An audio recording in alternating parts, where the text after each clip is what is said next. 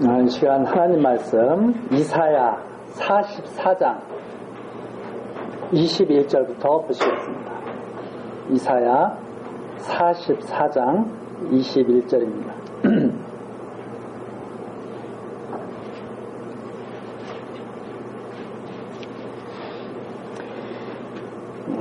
야곱아, 이스라엘아, 이 일을 기억하라.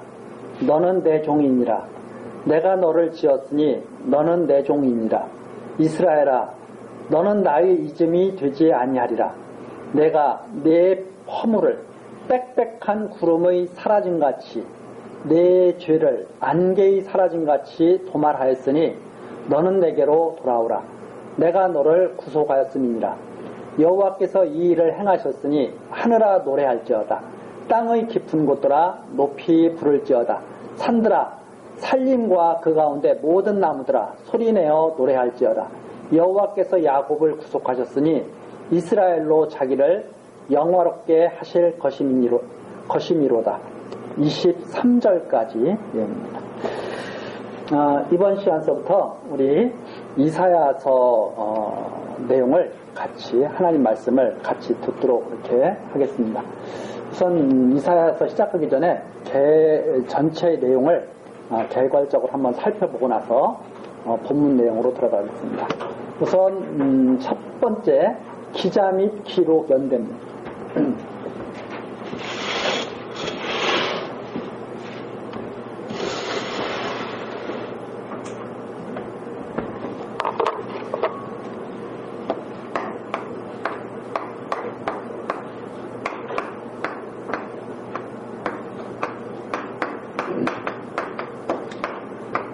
여기에 나오는 것처럼 1장 1절, 이사야서 1장 1절 한번 가서 보시겠습니다.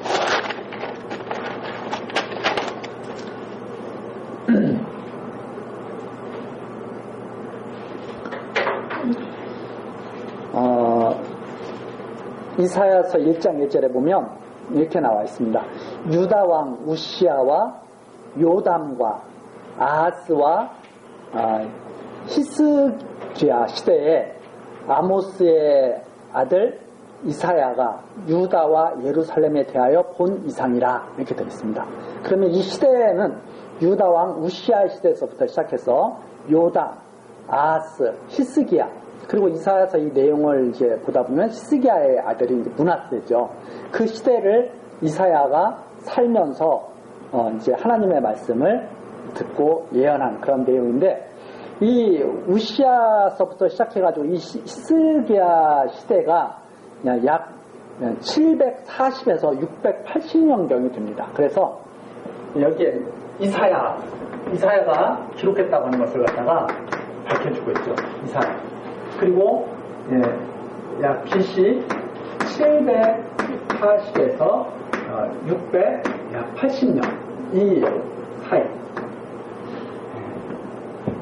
이 사이에서 기록된 것을 우리가 이렇게 그 기록 연대를 한번 잡아볼 수 있습니다. 그러니까 740에서 600, 주전 740에서 680년경 이 사이에 기록됐을 것이다.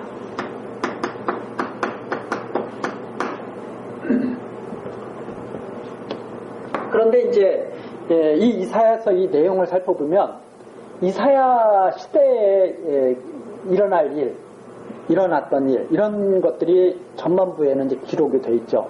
그게 이제 39장까지 주로 이렇게 기록이 되어 있는데 40장 이후에서부터는 그 장래의 일이 기록되어 있어요. 그러다 보니까 학자들이 이런 것들을 가지고 이사야가 죽은 다음에 그 일을 갖다가 어떻게 기록할 수가 있느냐 해가지고 뒤에는 이사야가 기록한 것이 아니라 아마 후대 사람들이 기록했을 것이다. 이렇게 이제 학자들이 이제 주장하는 학자들도 있고 그러죠. 그러나 우리가 전에 우리 요한계시록 살펴봤잖아요. 요한에게 장래 될 일을 하나님께서 다 보여주시잖아요.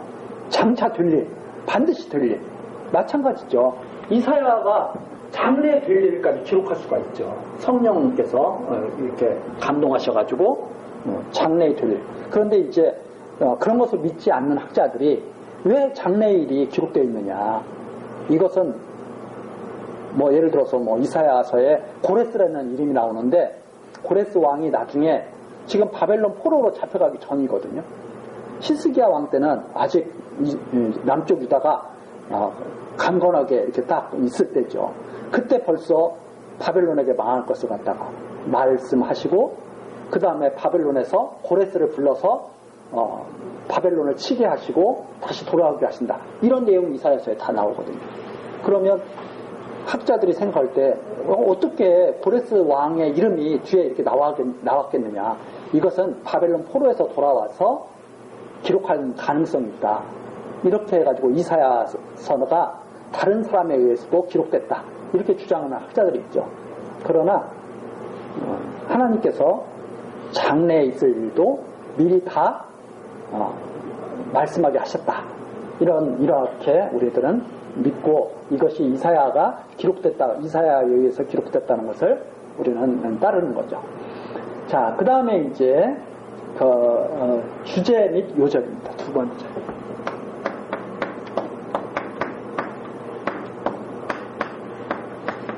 주제 및 요절을 이제 이사야서를 갖다가 쭉 보면서 참 중요한 그런 말씀들이 많이 있죠.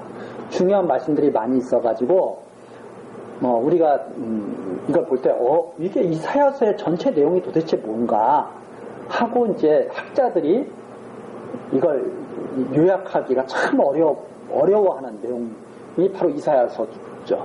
물론 다른 경우도 그런 경우 많이 있지만 더군다나 1장서부터 66장까지 있잖아요. 분량도 많은 책이죠. 그래서 어떤 학자들은 이게 이제 이사야서가 이제 학자들에 의해서 여러 가지 또 다른 또 견해들을 가지고 있고는 하지만 전체적인 내용을 이렇게 쫙 보면 하나님께서 앞부분은 하나님께서 막 진노하시는 내용이 나와 있습니다. 유다 민족에게 진노하시고 이방 민족에게 진노하시고 하나님이 심판하시겠다고 하시고 막 그런 내용이 나와 있죠. 그러니까 이러한 내용을 학자들이 심판 또 그리고 뒤에는 진노에서 돌이키셔가지고 이스라엘 백성들을 돌아오게 하시고 구속하신다 하는 내용이 있습니다. 그러니까 하나님이 앞에서는 막 진노하시고 심판하시고 뒤에서는 막 구속하시고 이런 내용이 있어가지고 이걸 갖다가 많은 학자들이 자기가 본 그 이사야서를 갖다가 자기가 본 대로 이렇게도 말하고 저렇게도 말하고 그러죠. 그런데 우리가 이게 이사야서를 이해하기 위해서는 전체적인 성경에 지금 어떻게 흘러왔는가를 우리가 알아야 이사야서를 다르게 이해할 수가 있습니다. 예를 들어서 이사야서가 지금 이제 출애굽해가지고 모세가 율법을 쫙 이스라엘 백성에게 선포하잖아요. 율법을 이스라엘 백성에게 쫙 선포를 해요. 출애굽해가지고. 그래가지고 40년 광야 생활을 한 다음에 가나안 땅에 딱 들어가게 되죠. 그래서 가나안 땅에서 이스라엘 백성들이 쭉 살게 됩니다. 그때 이 모세가 전한 이 율법에 뭐라고 이렇게 되어 있느냐면 너희들이 가나안 땅에 들어가서 율법을 잘 지키고 여호와를 잘 경유하면 너희들이 이 땅에서 잘 살겠는데 율법을 너희들이 잘 지키지 않고 하나님을 떠나면 그래서 이방 신들을 섬기고 이방 백성들처럼 그렇게 살게 되면 너희들은 가나안 땅에서 살지 못하고 쫓겨나게 될 것이다.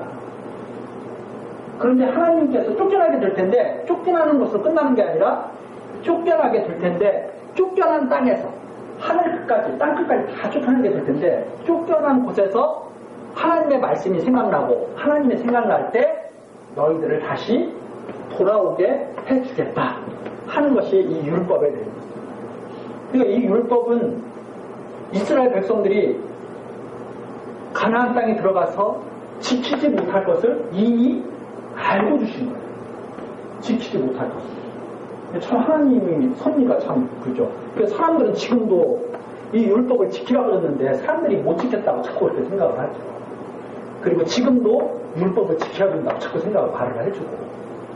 그래서 지금 뭐 많은 선생님들 그렇게 가르쳐요. 교사들이 율법은 이건 참 잘 지키면 복 받는 거다.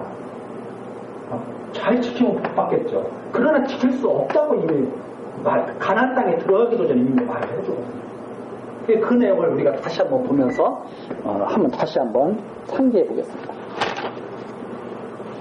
자, 신명기죠. 신명기.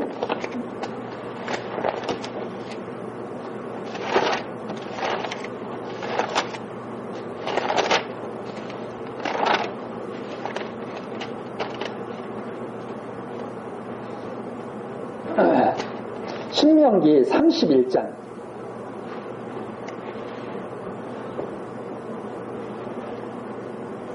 신명기 31장 24절입니다.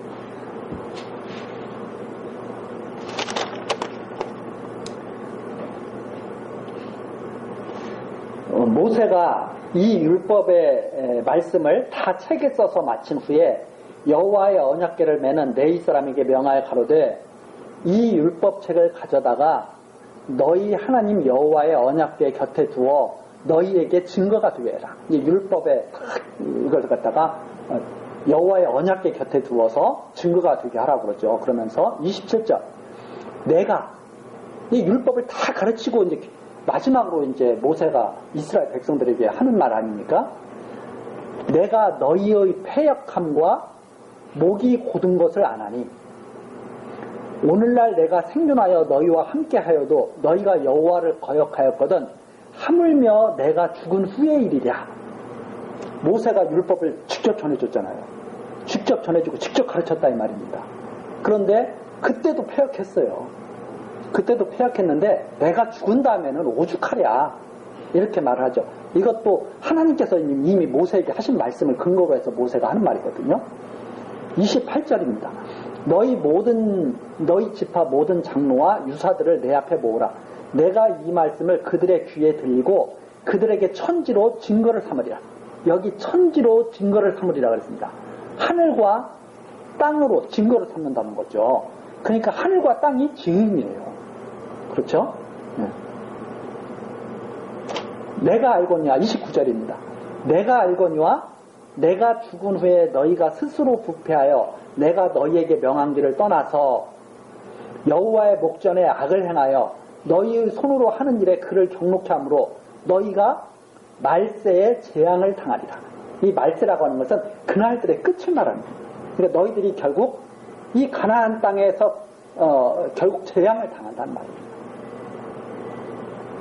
어떻게 함으로? 이거 못 지키고 떠난다. 이 말이죠. 그 모세가 이 말을 괜히 했느냐? 괜히 한 게 아니에요.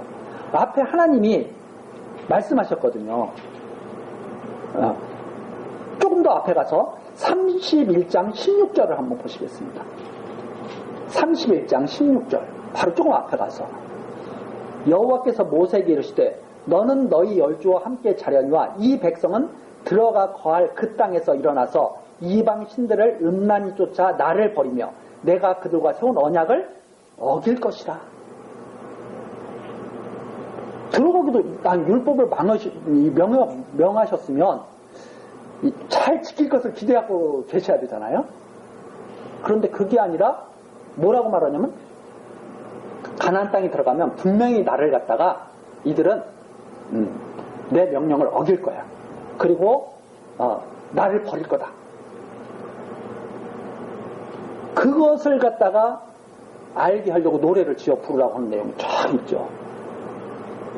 그렇죠? 그래서 20절 보면 내가 그들의 열조에게 맹세한 바 적과 꿀이 흐르는 땅으로 그들을 인도하여 드린 후에 그들이 먹어 배부르고 살찌면 돌이켜 다른 신들을 섬기며 나를 멸시하여 내 언약을 어기리니 그들의 재앙과 환난을 당할 때 그들의 자손이 부르기를 잊지 아니한 이 노래가 그들 앞에 증인처럼 되리라.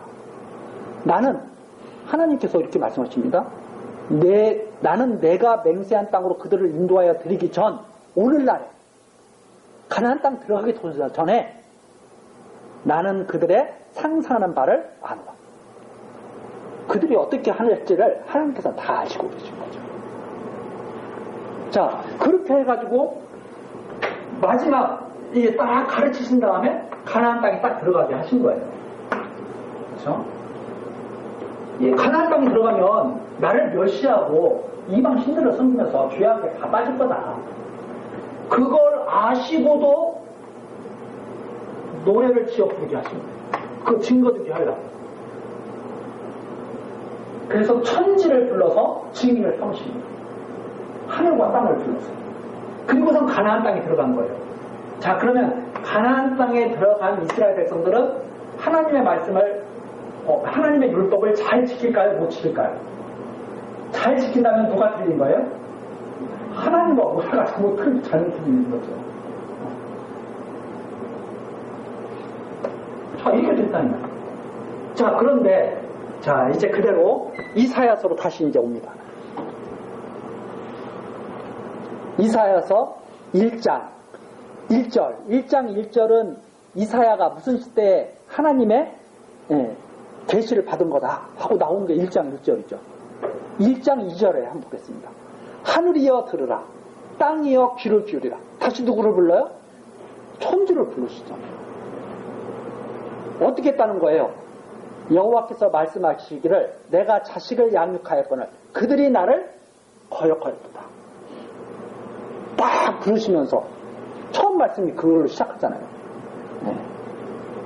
자, 그 다음에 44장으로 옵니다. 이제 우리가 아까 보았던 44장.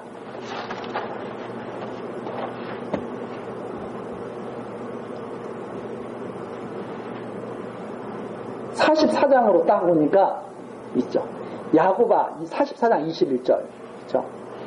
야곱아, 이스라엘아, 이 일을 기억하라. 너는 내 종이니라. 내가 너를 지었으니 너는 내 종이니라. 이스라엘아, 너는 나의 이쯤이 되지 아니하리라. 무슨 말이냐면 나 이스라엘 절대 안 믿는다.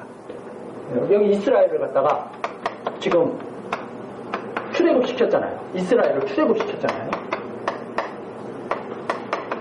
내가 이 이스라엘을 절대로 내가 잊지 않겠다. 하나님께서. 근데 지금 앞에서는 이 이사야서 내용이 뭐냐면 시판하신다는 거예요. 진노하시는 거예요. 하늘아 와서 봐라, 땅아 봐라. 이들이 패역했다. 이들을 그대로 두지 않겠다. 이거죠. 그러면서 뒤에를 가면서 또 무슨 이야기를 하면 이스라엘을 잊지 않겠다는 거예요. 그래서 조금 더 가서 보면 이러죠. 내가 내 허물을 빽빽한 구름에 사라진같이. 구름이 하늘에 빽빽합니다. 그 구름이 빽빽한 것은 이스라엘의 허물이 어떻다는 거예요? 완전히 꽉 차 있는 거죠. 이스라엘 허물이 완전히 꽉 차 있는 거예요. 하나님이 말씀하신 대로 된 거예요. 그 다음 내 죄를 안개에 사라진 같이. 이스라엘의 죄가 뭐 같다는 거예요? 안개처럼. 그 안개 속을 한번 싹 한번 걸어가 보신 그 느낌을 한번. 죄가 다 쌓이는 거예요. 완전히. 안개 속을 싹 하면은 거기에 그 아주 미세한 그 방울들이 다 몸에 다 달라붙는 거 아닙니까? 그렇게 죄가 가득한데 구름에 빽빽한 구름에 사라진 같이 내 죄를 안개에 사라진 같이 뭐 했다는 거예요? 도말.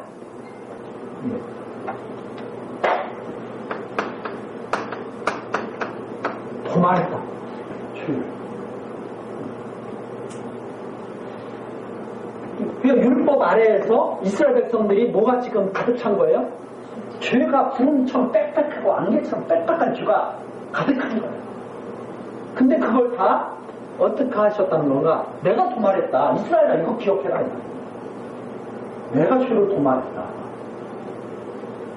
그렇죠?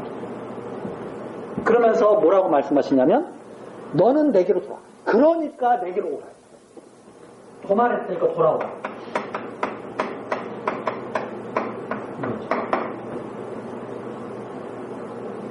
내가 너희들의 죄를 다 도말했다. 내가 돌아오라. 그러면서 또 한 말씀을 더 하시죠. 내가 너를 구속했다. 죄를 도말해서 너를 구속했다. 이스라엘을 구속했다. 그래서 23절입니다. 여호와께서 이 일을 행하셨다 이 말입니다. 그러니까 이사야서가 지금 보여주고 있는 핵심 내용이 뭐냐면 율법 아래에서 가득한 죄를 이스라엘의 가득한 죄를 내가 도말했으니까 돌아라. 너를 구속했다.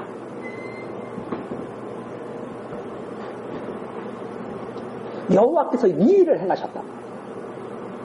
그래서 또 뭐라고 노래를 해? 하늘아 노래할지어다.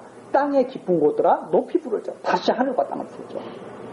산들아 산림과 그 가운데 모든 나무들아 소리내어 노래할지어다. 여호와께서 야곱을 구속하셨으니 이스라엘로 자기를 영화롭게 하실 것입니다. 구속하셔서 어떻게 하시려고 그러는가? 이스라엘로 자기의 영광을 삼으신다. 이스라엘로 하나님의 영광을 찬양하게 하신다는 거죠. 이 내용이 여기에 중심 내용, 주제면서 요절로 그래서 잡은 겁니다. 그래서 요 주제는 죄악을 도말하시고 구속하시는 여호와 하나님. 죄악을 도말하시고, 누구의 죄악을? 이스라엘의 죄악을 도말하시고 구속하시는 여호와 하나님. 이사야서가 전해주고 있는 핵심 내용이 뭐냐면 이스라엘의 모든 죄를 내가 다 도말하겠다 이 말입니다. 그리고 그들을 구속하겠다. 이 내용이 이 전체 흐르고 있는 내용이다. 그래서 우리가 이스라엘을 갖다가 여기서 율법을 갖다가 제대로 지키지 못한 이스라엘 백성을 하나님이 막 진노해서 치시는 내용이 나오죠. 그 내용이 왜 그렇게 하시는가? 죄악을 도말하시기 위해서. 이스라엘의 죄악을 도말하시기 위해서. 그리고선 이스라엘을 돌아오게 하시죠. 죄악을 도말하시고 구속하신다. 이제 그 내용이 여기에 우리들이 주제로 이렇게 삼아서 그런지 안 그런지 우리가 같이 한번 살펴보려고 그렇게 합니다. 그러면 하나님께서 왜 이렇게 하시느냐? 우리 다시 한 군데 더 찾아보고 사무엘하 오후 시간에 살펴보고 있죠. 사무엘하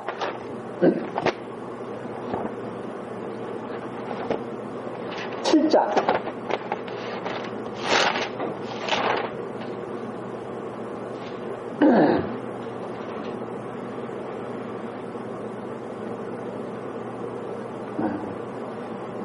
사무엘하 7장 13절서부터 한번 보시겠습니다.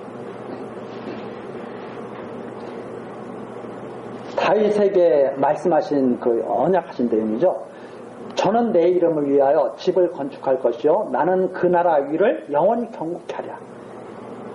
다윗의 후손이 세울 그 나라를 영원히 경고케 하실 거라고 이렇게 말씀하시면서 14절이 나는 그 아비가 되고 그는 내 아들이 되리니 저가 만일 죄를 범하면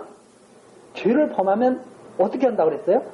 내가 사람 막대기와 인생 채찍으로 징계하려니와 내가 내 앞에서 패한 사울에게서 내 은총을 빼앗은 것 같이 그에게서는 빼앗지 아니하리라. 하나님께서 왜 이런 말씀을 하십니까? 바로 지금 이사야서에 나오는 이러한 일을 하시기 위해서 미리 언약하시는 거죠. 절대로 이스라엘을 망하게 하지 않겠다. 왜 그런가 하면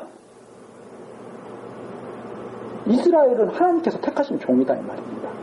그것이 44장 다시 21절 다시 한번 보시면 나오죠. 야곱아 이스라엘아 부르잖아요. 야곱이 바로 이스라엘이죠. 야곱 참 연약한 사람 아니었습니까?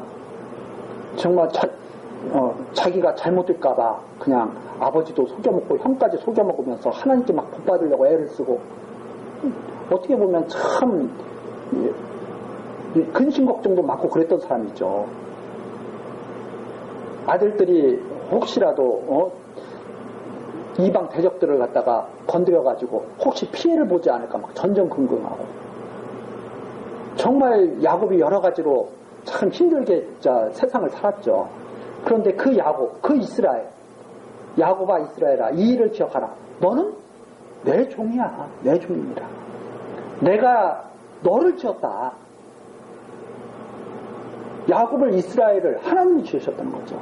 그러면서 너는 내 종이라. 이스라엘아, 너는 나의 잊음이 되지 않는다. 절대 내가 너를 잊어버리지 않는다. 이렇게 말씀하시잖아요. 그렇기 때문에 죄를 도말하고 하나님과 함께 하기 위해서는 죄가 있으면 하나님과 함께 할 수가 없죠.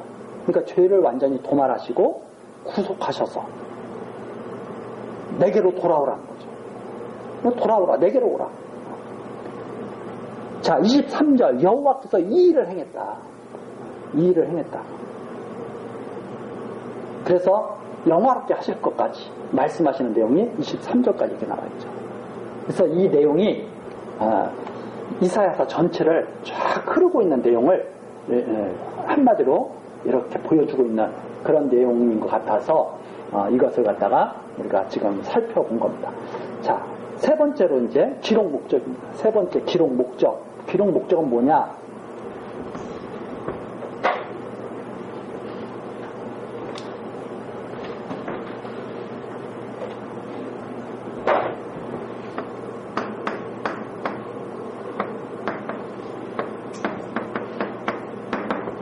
기록 목적은 여호와 하나님께서 이사야 선지자에게 율법을 떠나 죄악을 범한 이스라엘 백성들을 이방 대적에게 붙이시죠. 왜 붙이시느냐? 이방 대적에게 붙여 방하게 하시죠. 완전히. 그렇게 해서 죄악을 도말하신 후에 이방 대적을 치시고 이스라엘을 구속하셔서 회복해 하시고 영원롭게 하실 것을 예언하게 하셔서 죄악 가운데서 이스라엘을 구속하시는 하나님이 언약하신 말씀대로 이루시는 여호와이심을 깨달아 경외케 하려는 데 목적이 있다. 자, 이렇게 우리가 기록 목적을 정리를 했습니다.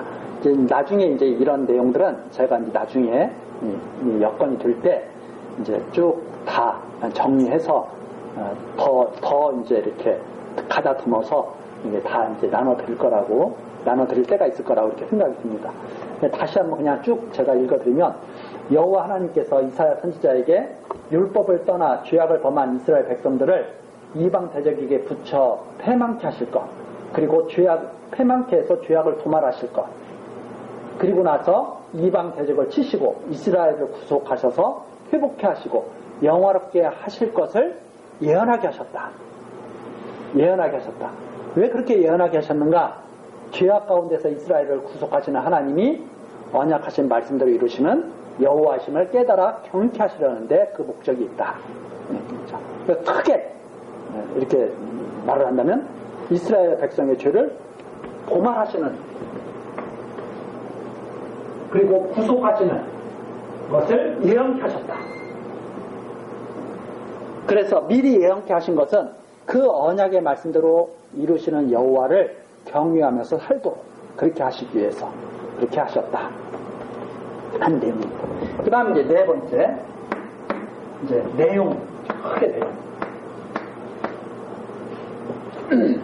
내용 개요를 보면 첫 번째 하나님께서 죄악을 도말하시는 내용이, 도말하실 것을 예언하는 내용이 나오죠. 첫 번째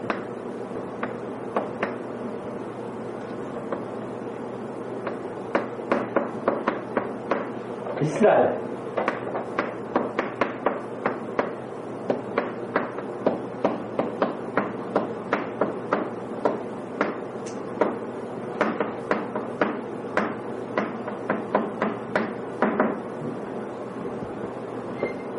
첫 번째 내용이 이스라엘의 죄를 도말하신다 하는 내용이 4장 이사야서 1장서 39장.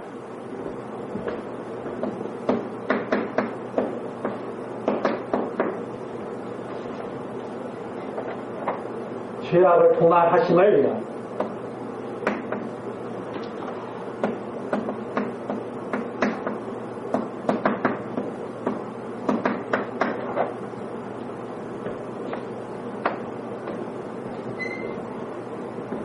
이스라엘을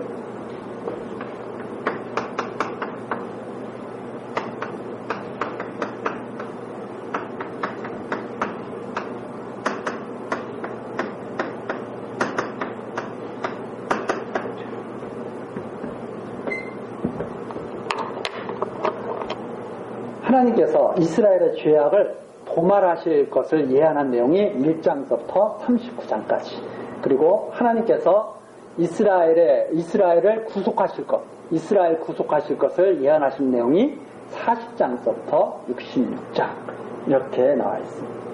이렇게 정리를 하고 이제 그 내용을 우리들이 하나씩 살펴보겠습니다.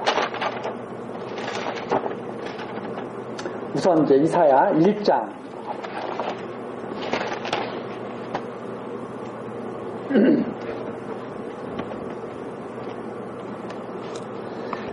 아, 1장 1절. 우선 이제 1장은 예루살렘과 유다의 현재의 모습, 얼마나 죄악된 모습을 갖다가 밝혀주고 있죠. 밝혀주면서 장래 어떻게 될 것인가 하는 것을 갖다가 전체적으로 말씀해 주시는 내용이 1장 내용에 이제 나타나 있습니다. 자, 보시면은 1장 1절. 유다 왕 우시야와 요담과 아하스와 히스기야 시대에 아모스의 아들 이사야가 유다와 예루살렘에 대하여 본 이상이라. 이사야는 남쪽 유다, 북쪽 이스라엘과 남쪽 유다로 그때 나눠져 있던 때인데, 남쪽 유다, 바로 예루살렘, 특히 예루살렘을 중심으로 한 그 이상을 이제 보게 되죠. 유다와 예루살렘을 중심으로 한 이상을 보게 되는데, 2절입니다. 하늘이여 들으라, 땅이여 귀를 기울이라. 여호와께서 말씀하시기를 내가 자식을 양육하였거늘 그들이 나를 거역하였도다. 소는 그 임자를 알고 나귀는 주인의 구유를 알건만은 이스라엘은 알지 못하고 나의 백성은 깨닫지 못한도다 하셨도다. 이 시대가 이런 시대였어요. 그러니까 우시야, 여기에 나오는 1장 1절에 나오는 유다왕 우시야가 누구냐면 맨 처음에는 정말 나라를 좀 잘 다스렸죠. 그러다가 좀 나라가 잘 이렇게 부흥이 되고 견고해지는 것 같아요. 그랬더니 우시야가 교만해졌죠. 교만해져가지고 제사장을 통해서 하나님을 섬겨야 되는데, 우시야가 자기가 제사 드리겠다고 막 자기 멋대로 하다가 문둥병 걸린 사람이 바로 이 왕이죠. 그 나중에 나이가 들은 후에는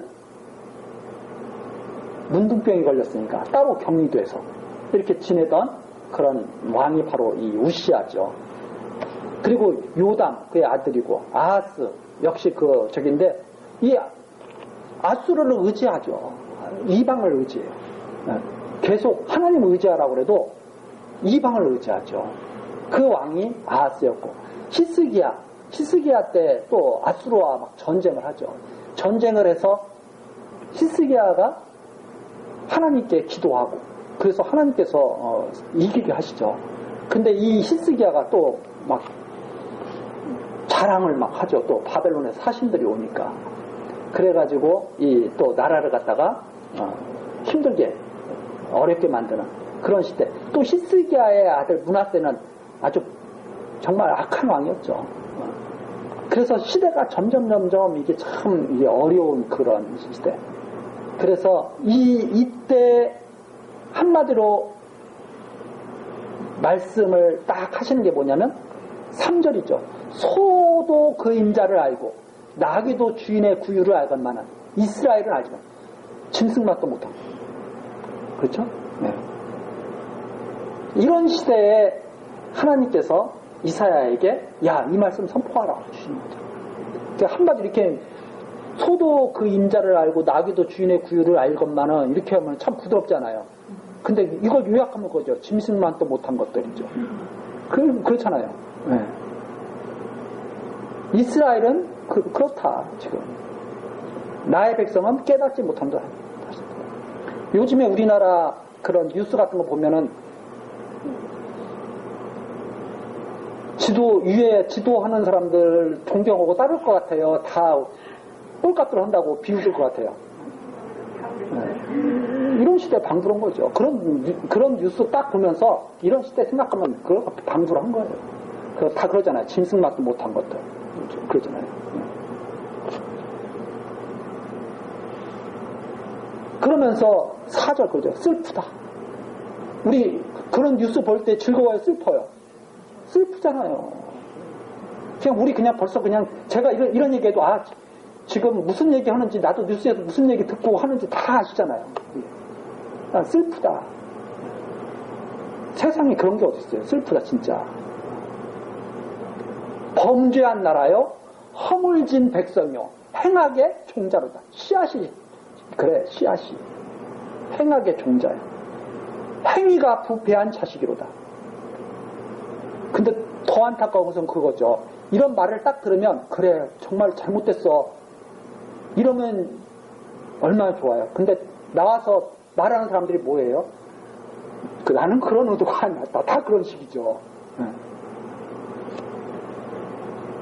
얼마나 부패했으면 그러겠습니까? 그들이 여호와를 버리며 이스라엘의 거룩한 자를 만홀히 여겨 멀리하고 물러갔도다. 모세에게 마지막 교훈할 때처럼 된 거예요, 안 된 거예요? 그럼 돼가는 거예요, 다. 꽉꽉 차가는 거예요. 빽빽한 구름처럼. 가득한 안개처럼. 그렇게 다 돼가는 거죠. 그런데 그들은 입은 벌리면 뭐라 그래요? 우리는 하나님의 선민국가. 그렇죠? 입만 벌리면. 우리는 이방과 달라. 하나님의 선민국가. 그러는 거죠. 5절입니다. 너희가 어찌하여 매를 더 맞으려고 더욱더욱 패역하였느냐. 온 머리는 병들었고 온 마음은 피곤하였으며. 머리와 마음이 다 망가졌으면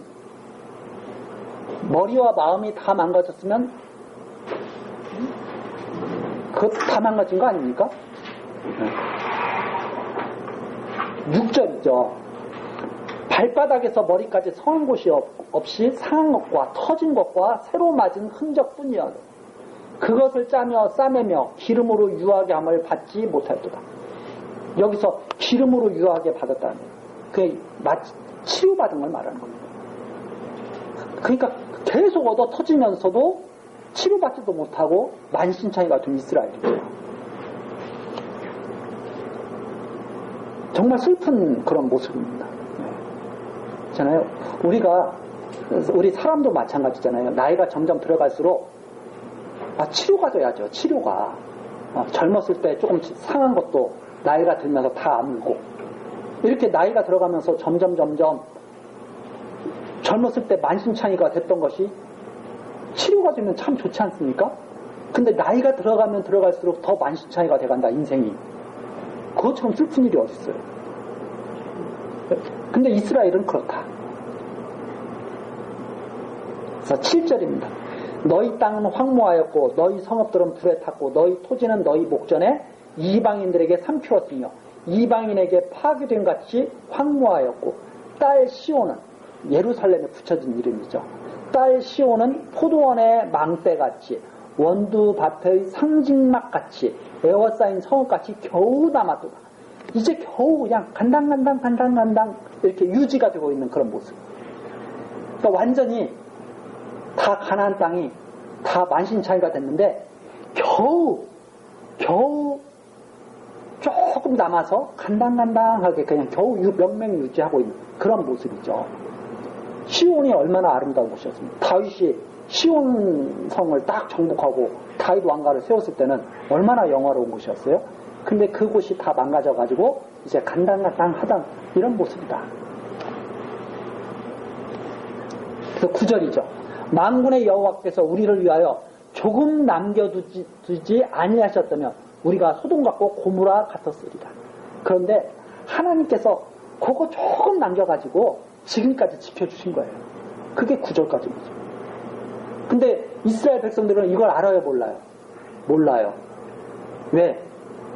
소만도 못하고 나귀만도 못하는 지금 상황이니까. 이게 참 정말 슬픈 말씀이죠. 하나님께서도 또 얼마나 출애굽시켜가지고 광야를 거쳐서 들어와가지고 가나안 땅에 들어와가지고 다윗 왕가가 탁 세워지고 지금까지 쫙 왔는데 결국 이 모습이 된 거죠. 그래서 완전히 정말 충격적인 그런 모습을 지금 보여주고 있습니다. 하늘 보고 땅 보고 너희들 이거 봐라 이 말이죠. 그래서 이 하늘과 땅을 계속 부르는 것은 이건 정말 엄청난 그런 지금 모습을 지금 보라는 그런 하나님의 말씀이죠. 자, 10절입니다. 이제 아예 이스라엘을 그렇게 부르죠. 너희 소돔의 관원들아 여호와의 말씀을 들을지어다. 이게 소돔의 관원들 바로 이스라엘의 관원들을 말하죠. 남쪽 유다의 관원들. 너희 고무라 백성아 우리 하나님의 법에 귀를 기울일지어다. 소돔과 고무라의 비유를 하셨잖아요. 11절이죠. 여호와께서 말씀하시되 너희의 무수한 재물이 내게 무엇이 유익하뇨? 나는 수양의 번제와 살찐 짐승의 기름에 배불렀고 나는 숫송아지나 어린 양이나 수염소의 피를 기뻐하지 않냐. 제사는 열심히 드려야 안 드려요. 제사는 계속 드리는 거예요. 왜? 갔다가 제사 드려야 자기들이 잘난 척 할 수 있으니까. 그래서 그 제사의 의미를 정말 모르는 거죠. 이스라엘 백성들은. 근데 하나님이 야, 나 그거 배불러 죽겠어. 내가 언제 살찐 짐승 그거 원했냐? 이런 말씀이죠. 말라기서에 나와 있는 말씀과 방구란 말씀입니다. 근데 신앙생활을 그런 걸로 생각하거든요. 이스라엘 백성들은. 가서 안식일날 하나님께 제사 잘 드리면 신앙생활 잘한 거예요. 근데 하나님은 소돔과 고모라라고 부르시는 거죠. 이게 참 계속 성경에 보면 이런 말씀들이 나오지 않습니까? 예수님께서도 그렇게 말씀하시죠. 마지막 때 사람들이 나와가지고 예수님 제가 정말 하나님을 위해서 성전도 짓고 여러 가지 기적을 베풀고 이적을 베풀고 귀신을 내쫓고 우리가 엄청난 일을 했습니다. 주의 이름으로. 그랬더니 예수님께서 뭐라 그래요? 나 너희도 도무지 모르겠는데? 이렇게 말씀을 나오잖아요. 그런 말씀을 우리가 딱 들을 때마다 우리가 한번 신앙이 과연 무엇인가로 생각을 해봐야 돼요. 많은 사람들은 자기들이 주의 이름으로 귀신 내쫓으니까 신앙이 엄청 좋은 줄 알아.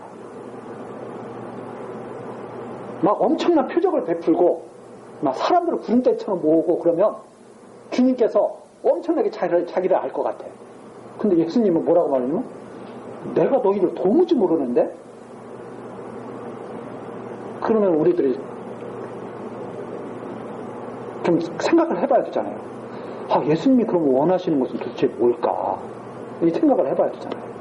똑같은 겁니다. 여기 그러잖아요. 나는 숫송아지나 어린 양이나 수염소의 피를 기뻐하지 아니하노라. 근데 율법에는 뭐라고 그랬어요? 그거 다 뿌리라고 그랬잖아요. 다 그렇게 뿌려서 제사 드리라고. 그 이스라엘 백성들은 열심히 했어요. 근데 기뻐하지 않는다는 겁니다. 그러니까 12절. 너희가 내 앞에 보이러 오니 그것을 누가 너희에게 요구하였느냐. 열심히 그 피를 가지고 나가. 피를 가지고 나오라고 했으니까. 그런데 하나님께서 그렇게 말씀하시는 거죠. 너희가 내 앞에 보이러 오니 그것을 누가 너희에게 요구하였느냐. 내 마당만 밟을 뿐이야.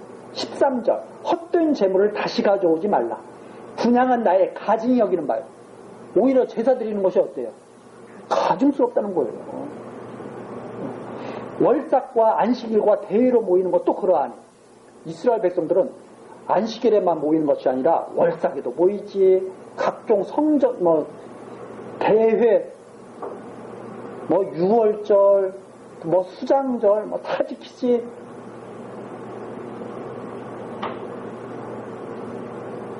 그 대회로 모이는 것도 그러하니 성의와 더 아울러 악을 행하는 것을 내가 견디지 못하겠노라. 근데 열심히 그런 것을 하는데 악을 행하고 있어요. 나 그거 못 견디겠다, 도저히. 그죠?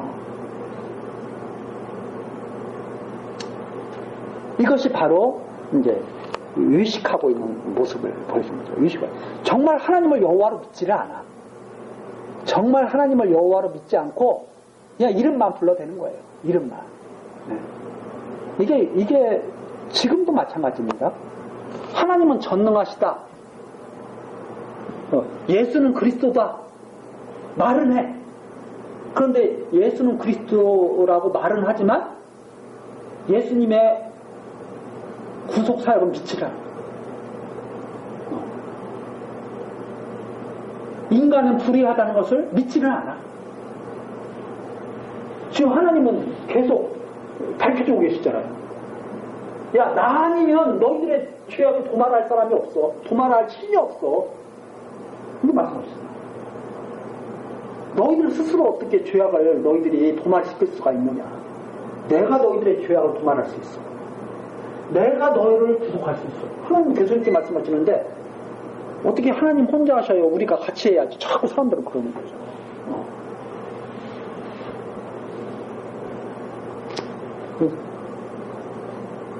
그래서 14절입니다. 내 마음이 너희의 월삭과 정한 절기를 싫어하나니.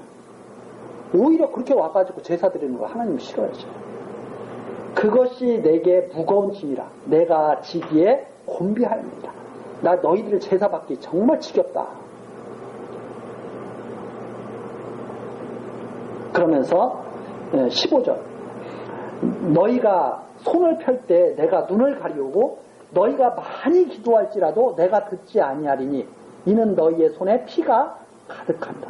이 피가 가득하다는 것은 악행이 가득하다는 거예요. 악행이 가득해. 기도를 엄청나게 많이 해. 그런데 하나님께서 싫어하는 기도만 해. 그렇죠? 참 있잖아요. 예수님은 예수님 우리가 어떻게 기도하면 좋을까요? 그랬더니 예수님께서 아버지의 뜻이 이루어달라고 기도를 해. 뜻이 하늘에서 이룬 것까지 땅에서도 이루어지다 이렇게 기도를 해. 근데 우리 기도는 항상 어떤 기도예요? 하나님 그렇게 하시면 안 됩니다. 내 뜻대로 하셔야 됩니다. 계속 이 기도하잖아요. 아버지의 뜻대로 이루어지게 해주십시오. 이런 기도는 사람들이 싫어요. 왜? 그러다가 잘못되면 어떡할까 하고 겁이 나. 그러니까 항상 어떤 기도만 해요? 내가 좋다고 생각하는 거. 하나님께서는 너희가 많이 기도할지라도 내가 듣지 않겠다. 왜? 너희의 손에 피가 가득해. 죄악 속에 살면서 매일 자기 좋은 대로만 해달라는 거예요. 죄악 가운데 살면서. 그래서 16절입니다. 너희는 스스로 씻으며 스스로 깨끗게 하여 내 목전에서 너희 악업을 버리고 악행을 그치고 선행을 배우며 공의를 구하며 학대받는 자를 도와주며 고아를 위하여 신원하며 과부를 위하여 변호하라 하셨느니라.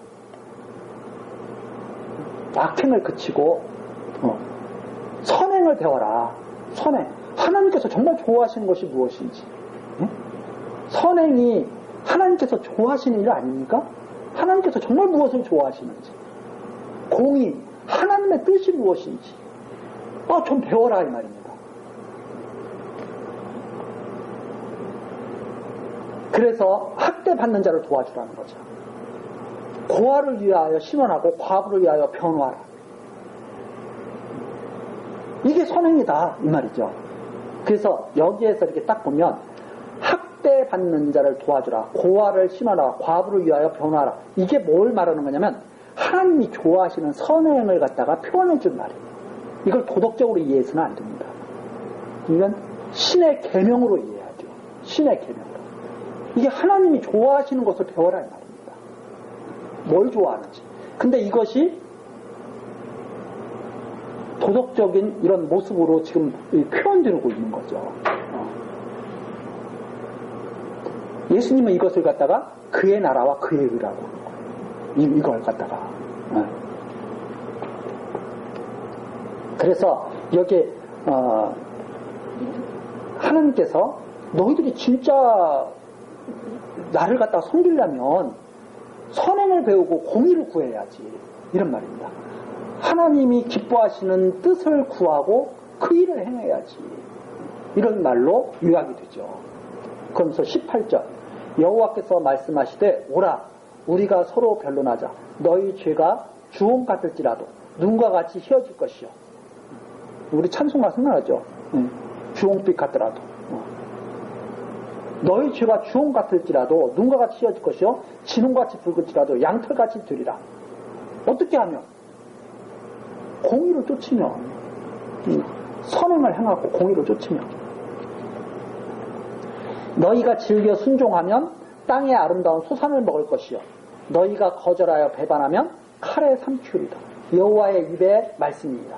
이게 이제 율법을 지금 말씀하시는 거예요. 여기에서는. 그게 무슨 말이냐면 너희가 정말 율법을 바르게 너희들이 이해를 하고 정말 공의를 쫓는다면 이렇게 하나님께서 싫어하시는 제사는 안 드릴 거다. 제대로 알지 못하니까 율법 지킨다고 열심히 제사는 드리고 막 피는 갖다 뿌리고 그러는데 하나님께서 지겨워서 죽겠다는 거예요. 그러잖아요. 이스라엘 백성들이 제사를 갖다 율법 따라서 제사 드렸을 거 아닙니까? 그런데 하나님은 뭐라고 그래요? 그거 지겨워 죽겠어. 정말 선행을 하고 공의를 해야지. 공의를 배워야지. 너희들이 정말 그렇게 된다면 그러면 죄가 주홍빛 같더라도 정말 희어질 것이다. 양털같이 될 것이다. 이렇게 말씀하시죠. 자, 그러면서 21절이죠. 신실하던 성읍이 어찌하여 창기가 되었는고 공평이 거기에 충만하였고 의리가 그 가운데 과하였더니 이제는 살인자들 뿐이었도다. 이거 완전히 바뀐 거죠. 모세가 율법을 전해주고 백성들이 그 율법을 받고 가나안 땅에 막 들어갈 때 얼마나 대단했습니까? 여리고 성 무너뜨리고 아이 성 무너뜨리고 이방 대적들을 다치고 다윗이 예루살렘을 갖다가 딱 정복하고 솔로몬이 성전 세우고 얼마나 좋았어요. 그런데 지금은 어떻게 살인자들입니다. 그래서 22절 내 은은 찢기가 되었고 너의 포도주에는 물이 섞였도다. 내 방백들은 패역하여 도적과 짝하며 다 들물을 사랑하며 사례물을 구하며 고아를 위하여 신원치 아니하며 과부의 송사를 수리치 아니합니다. 24절 그러므로 주 만군의 여호와 이스라엘 전능자가 말씀하시되 슬프다. 여기 또 나오죠. 정말 또 슬프다. 앞에 또 슬프다 그러면서 쭉 슬프다. 내가 장차 내 대적에게 보응하여 내 마음을 평쾌하겠고 내 원수에게 보수하겠습니다. 내가 또 나의 손을 내게 돌려 너의 찢기를 온전히 청결하여 버리며 너의 혼잣물들을 다 제하여 버리고 여기 나오거든요. 너희들 왜 그렇게 됐냐? 다 어떻게 하겠다는 거예요? 너의 찢기 완전히 청결한 혼잣물을 다 완전히 제하여 버리겠다. 그래서 26절 내가 너의 사사들을 청호같이 너의 모사들을 본래와 같이 어떻게 하신다는 거예요? 회복하겠다. 이 죄악에 가득 찬 이걸 그대로 쓸 수 없다. 이걸 다 회복시켜야 되겠다 내가. 이런 말입니다. 그러니까 이스라엘 백성에게 지금 막 책망하시면서 결국은 하나님이 뭐 하시겠다는 거예요? 이스라엘 백성의 죄를 다 깨끗이 씻어버리겠다. 그대로 둘 수가 없다 내가. 이런 말씀이시죠. 그리한 후에야 내가 의의 성읍이라 신실한 고리라 칭함이 되리라 하셨나니 그렇게 해서 하나님이 어떻게 만들겠다는 거예요? 의의 성읍 신실한 고리라고 칭함을 받도록 내가 만들겠다는 거예요. 그래서 27절 시온은 공평으로 구속이 되고 그 규정한 자는 의로 구속된다. 시온은 공평으로 하나님의 뜻으로 완전히 구속이 될 것이고 그 규정한 자, 이 규정한 자가 이 3번 밑에 돌아오는 자잖아요. 규정. 돌아와서 정해진 깨끗하게 올바르게 쓰는 자. 그 규정한 자는 포로에서 바벨론 포로에서 장차 돌아올 자를 말합니다. 그 돌아올 자는 의로 구속이 될 것이다. 그러니까 하나님께서 벌써 죄악을 멸하시기 위해서, 죄악을 도말하시기 위해서 이스라엘 예루살렘을 완전히 무너뜨리신 거예요. 그러니까 예루살렘이 무너지는 것은 하나님의 궁극적인 뜻이 있습니다. 죄악을 완전히 도말하시는 거예요. 그리스도께서 십자가에서 죽으시는 것은 죄악을 완전히 도말하시는 사건이에요. 똑같은 거죠. 그래서 의로 구속이 될 것이다. 돌아오는 자는, 포로에서 돌아오는 자는 의로 구속이 될 거예요. 28절, 그러나 패역한 자와 죄인은 함께 패망하고 여호와를 버린 자도 멸망할 것이라. 너희가 너희의 기뻐하던 상수리 나무로 인하여 부끄러움을 당할 것이요. 상수리 나무는 이제 거기서 이제 하나님 섬기지 않고 이방신 섬기는 그런 곳이거든요. 수풀이 우거진 그런 곳. 너희가 너희의 택한 동산으로 인하여 수치를 당할 것이며 너희는 잎사귀에 마른 상수리 나무 같을 것이요 물 없는 동산 같으리니 강한 자는 삼오락이 같고 그의 행위는 불티 같아서 함께 탈 것이나 끌 사람이 없으리라. 그러니까 우상 숭배자, 하나님을 경외했던 자들은, 하나님을 바라는 자들은 의로 구속받을 것이지만 하나님께 패역한 자들은 완전히 패망할 것. 이것을 갖다가 31절까지 말씀합니다. 그래서 1장 내용은 전체입니다. 정말 슬프다. 그러나 이 이스라엘을 내가 그대로 둘 수는 없다. 그래서 어떻게 할 거냐면 죄악을 도말할 거예요. 그래서 남은 자는 포로됐다가 돌아오는 자들은 의로 다 구속할 거예요. 그러나 패역한 자들은, 그 남은 자들에 속한 자들이 아니죠. 그 자들은 완전히 멸망당할 거예요. 이러한 내용을 지금 1장에서 말씀하고 계시는 거죠. 자, 이 내용이 이제 어떻게 하실 것인가? 이제 계속 2장 내용에서부터 우리 다음 시간 같이 또 살펴보도록 하시겠습니다. 기도하시죠. 모든 역사를 주관하시는 하나님, 온 세계를 다스리시는 권능을 찬송합니다. 이 시간 우리들이 이사야서에 기록된 말씀을 우리 공부하기 시작했습니다. 하나님, 우리들의 능력으로는 하나님의 말씀을 깨달을 수도 없고 들을 수도 없습니다. 성령께서 함께하여 주시고 우리의 듣는 귀를 열어주시옵소서. 성령께서 깨닫는 시각을 허락하셔서 하나님의 말씀을 바르게 깨닫고 올바른 신앙생활을 할 수 있도록 또한 지켜주시옵소서. 우리들의 마음과 모든 여건도 지켜주셔서 이 책에 기록된 말씀을 듣는 이 시간에 함께 참여할 수 있도록 또한 인도하여 주옵소서. 하나님께서 처음부터 끝까지 함께 하시며 지켜주실 것을 소망하오며 예수 그리스도의 이름으로 기도드리옵나이다. 아멘.